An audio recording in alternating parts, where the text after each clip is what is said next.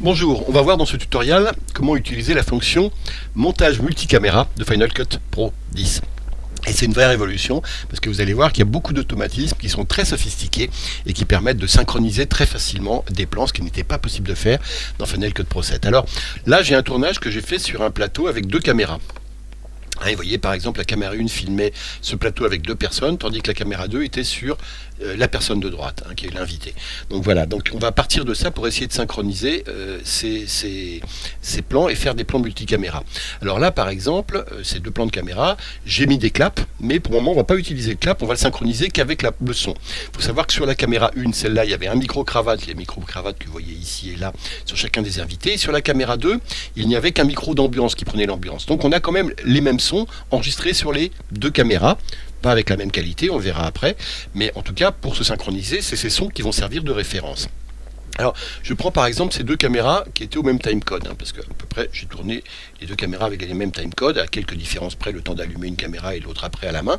Enfin voilà, j'ai ces deux caméras qui sont à peu près au même timecode, et ce plan là, ces extraits de plan là, je fais clic droit et je vais faire nouveau plan multicam. Et pof, on me demande quoi? Plan multicam, son titre, je vais l'appeler plateau 1. Et ensuite assembler les angles automatiques, synchronisation automatique. Je vais tout prendre en automatique en utilisant pour l'automatique et la synchronisation l'audio. Donc il faut bien faire attention à ce que cette petite case ici soit cochée. Utiliser l'audio pour la synchro. Format, c'est très bien. Je fais OK. Et me voici avec un plan ici de plateau. Alors je vais regarder, je peux le visionner ici. Alors je vais afficher les angles ici. Voilà ce qu'on fait maintenant. On vient là et on fait afficher les angles. Et vous voyez à gauche, j'ai mes deux angles. Si j'avais eu 4 caméras, j'aurais eu mes 4 caméras. Là, j'en ai que 2. Vous voyez ici, la petite icône son et image me dit que ce qu'il y a pour le moment dans mon visualiseur, c'est l'image et le son de la caméra 1.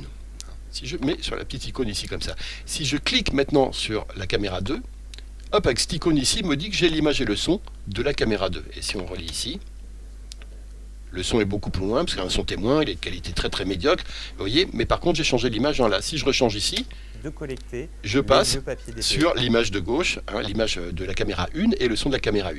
Alors pour le moment, ce que je vais faire, c'est que tout le long, je vais mettre ici le son de la caméra 1. Et maintenant, je vais changer l'image ici, comme ça, que l'image. Et là, vous voyez, je me mets en lecture. Bonjour et bienvenue dans... Et là, vous voyez, je passe sur le deuxième, et le son reste sur la caméra 1. Les entreprises doivent de plus en plus recycler ce qu'elles consomment. La Poste invente Recigo. Pierre Ducroix, bonjour. Top, je clique pour le montrer. Pour l'entendre dire bonjour, hop, et je reclique ici pour remontrer là. La délégation à l'économie responsable à la Poste. Tout à fait. Voilà. Donc vous voyez ici comment on crée un plan multicam et comment on peut le visualiser en double-cliquant sur le plan multicam, ce que j'ai fait ici. Vous voyez, on l'affiche ici dans la timeline et on voit ici la synchronisation par le clap. Maintenant, je vais l'effacer ce plan, placer dans la corbeille. Je vais reprendre mes deux plans de départ, qui étaient ces deux-là, à 11,26 et 11,39. Ceci, je vais refaire un nouveau plan multicam. On clique droit, nouveau plan multicam. Mais là, je ne vais pas utiliser l'audio pour la synchronisation. Je ne vais pas mettre mon son ici. Et donc, je fais OK. Je fais ça. Je mets les deux un en dessous de l'autre. Et cette fois-ci, je vais utiliser le clap pour les synchroniser. Je vais attendre que les formes d'ondes s'affichent. Vous voyez le clap de l'un et le clap de l'autre. Donc, le clap, il est ici. Donc, il faut que je superpose les deux jusqu'à ce que mes claps, ici, vous voyez, soient superposés. Donc, je vais sur un des claps ici. Je suis en plein sur clap, et la piste 1 ici, je fais un nudge forward en avançant un peu la caméra, vous voyez comme ça, en cliquant sur la touche point virgule pour aller en avant jusqu'à ce que ce soit synchronisé. Vu que je vois ma forme d'onde, je vais grossir ici un petit peu la timeline. Voilà, ils sont superposés, et là j'ai synchronisé manuellement mes deux clips. La Poste dit... Voilà, j'ai fait la même chose ici, sans utiliser la fonction synchronisation automatique, en faisant la bonne vieille méthode du clap, pour vous montrer que c'est possible, mais dans la mesure du possible. Si vous avez un son synchrone sur les deux caméras, si vous avez du son, il vaut mieux utiliser le synchronisme automatique, ça va bien sûr beaucoup plus vite. Alors là, on vient de voir comment fabriquer un plan multicam et comment le lire et changer les angles ici dans le visualiseur, mais en reste pour le moment on n'a pas encore appliqué dans la timeline. Pour ça, pour l'appliquer dans la timeline, on va aller chercher une autre image. On ne va pas monter ça, on va monter quelque chose que j'ai tourné à 3 caméras. L'événement s'appelle guitare. Alors j'ai déjà créé le plan multiplan à partir de 3 séquences vidéo de guitare, une qui était sous cet angle là, la guitare, Voilà, c'est mes talents cachés de guitariste. Et la deuxième au milieu, sur le manche, et la troisième. Alors les trois ont été tournés, une avec une GoPro, l'autre avec une Drift et l'autre avec la Sony Z7. Donc les sons sont sur les trois, on va voir lesquels on prend par la suite, hein, parce qu'on verra aussi qu'on peut régler les sons. Alors on clique sur les trois, on fait clic droit et on fait à nouveau plan multicam. Et je vais l'appeler celui-là tuto, pour le différencier de l'autre. Ok. Et il synchronise. Et je peux le double-cliquer pour l'ouvrir dans la timeline. Et vous voyez que je mets 3 plans. Je vais afficher mes angles ici.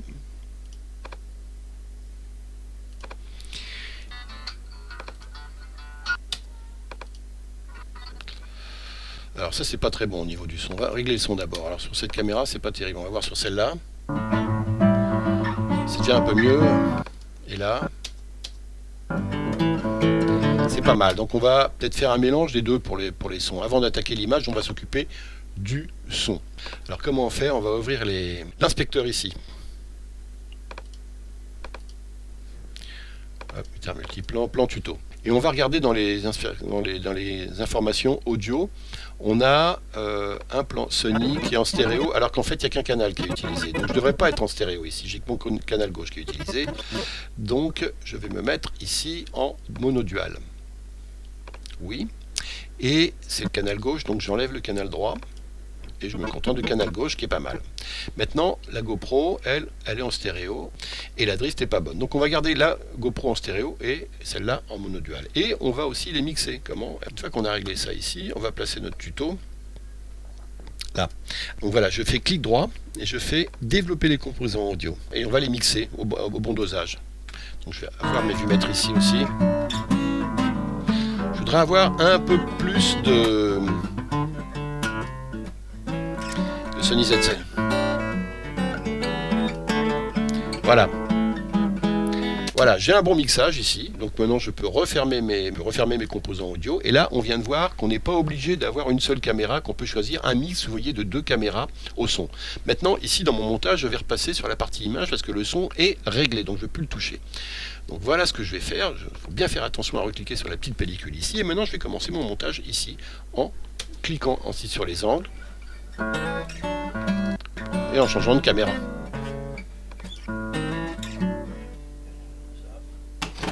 Hop, on reprend ici.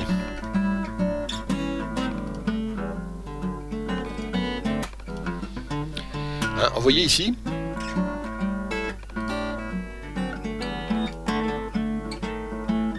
je peux soit effectivement monter, c'est-à-dire choisir mes angles de caméra comme un réalisateur en cliquant ici, là, soit en utilisant les touches 1, 2, 3 du clavier. En continuant, vous allez voir maintenant, je vais le refaire avec les touches du clavier. Donc touche 1 au départ, caméra du haut, touche 2, je mets la GoPro, milieu, et touche 3, je mets la Sony Z7, la 2, la GoPro, et la 1, la Drift.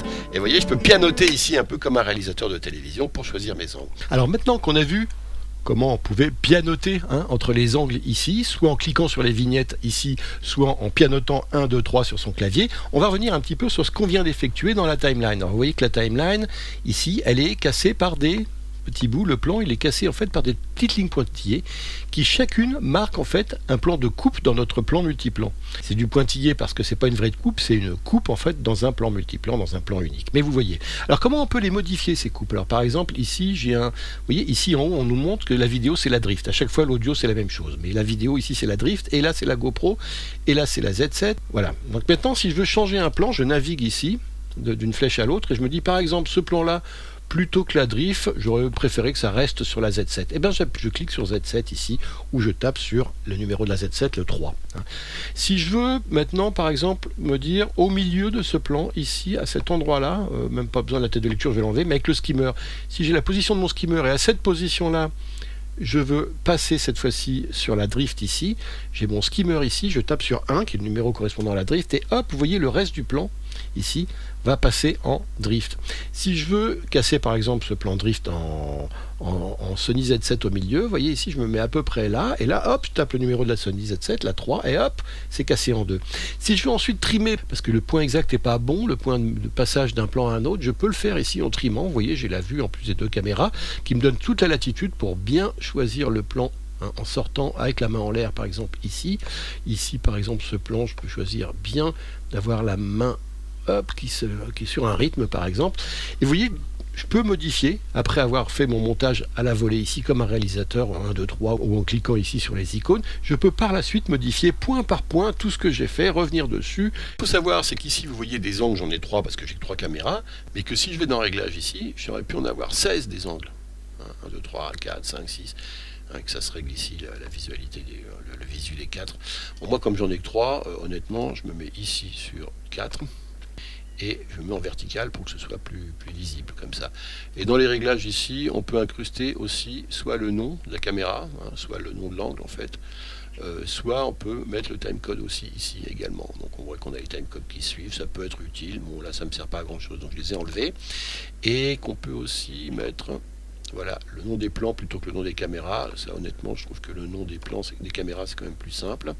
Voilà, on a fait le tour du montage multicam sur FCPX. À bientôt j'espère. Au revoir.